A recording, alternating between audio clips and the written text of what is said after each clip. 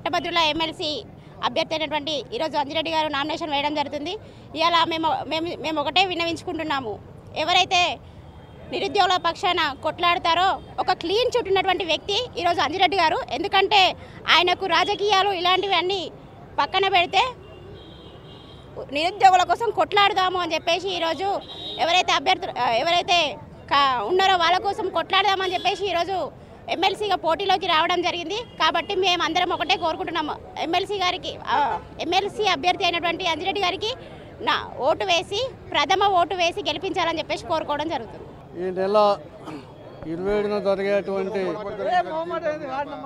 కరీంనగర్ పట్టభద్రుల నియోజకవర్గానికి మేధావులైనటువంటి ఉద్యోగులు, పట్టభద్రులు, నిరుద్యోగులు, ముఖ్యంగా నేను ఒక ఉపాధ్యాయునిగా, విశ్రాంత ఉపాధ్యాయులకు అప్పీల్ చేస్తూ ఉన్నా.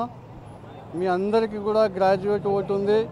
ఆ గ్రాడ్యుయేట్ ఓటును అంజిరెడ్డి గారికి వేసి గెలిపించవలసిందిగా నేను ఉద్యోగులకు, విశ్రాంత ఉపాధ్యాయులకు, పట్టభద్రులకు బీజేపీ పక్షాన గెలిపించే అవకాశం కల్పించండి.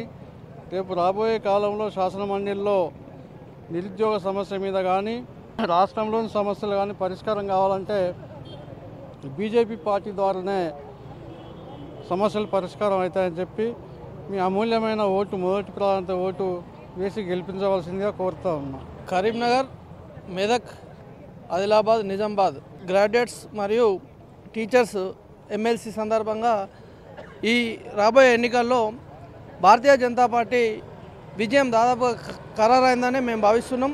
ఎందుకంటే గత 10 సంవత్సరాలు టీఆర్ఎస్ పాలన విఫలం చెందిన తర్వాత ప్రజలు ఎన్నో ఆశలతోని కాంగ్రెస్ పార్టీకి ఓటేయడం జరిగింది. మరి ఈ ఏడాది 15 నెలలు అయినప్పటికీ కాంగ్రెస్ ప్రభుత్వం కూడా రాష్ట్రంలో పరిపాలన చేయడంలో విఫలమైంది.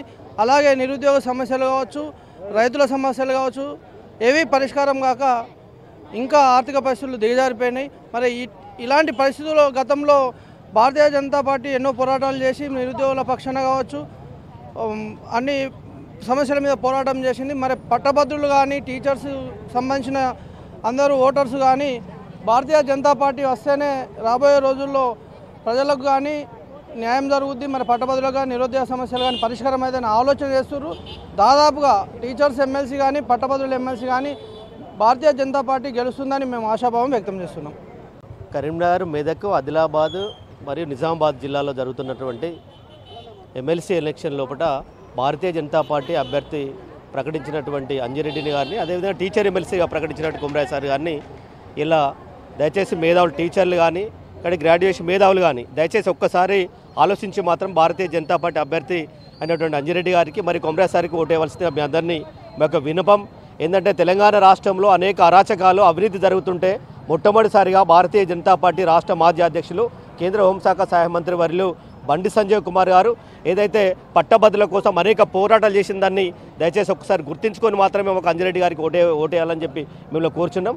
అంతేకాకుండా ఎమ్మెల్యే ఎందుకంటే టీచర్కి సంబంధించింది 3170 జీవో మీద, 315 జీవో మీద ఏకైక పోరాటం చేసి జైలుకైనటువంటి వ్యక్తి ఇలా భారతీయ జనతా పార్టీ బండి సంజయ్ కుమార్. కాబట్టి దయచేసి టీచర్లు అందరూ కూడా ఒక్కసారి ఆలోచించి మీరు కుమరాయ్ సార్కు ఫస్ట్ ప్రాధాన్యత ఇవ్వాలని, అంతేకాకుండా గ్రాడ్యుయేట్స్ సంబంధించింది కూడా కాబట్టి అంజిరెడ్డి గారికి మొదటి ప్రాధాన్యత ఇవ్వాల్సిందిగా దయచేసి మీ అందరినీ మేము అందరికీ కోరుచున్నాం.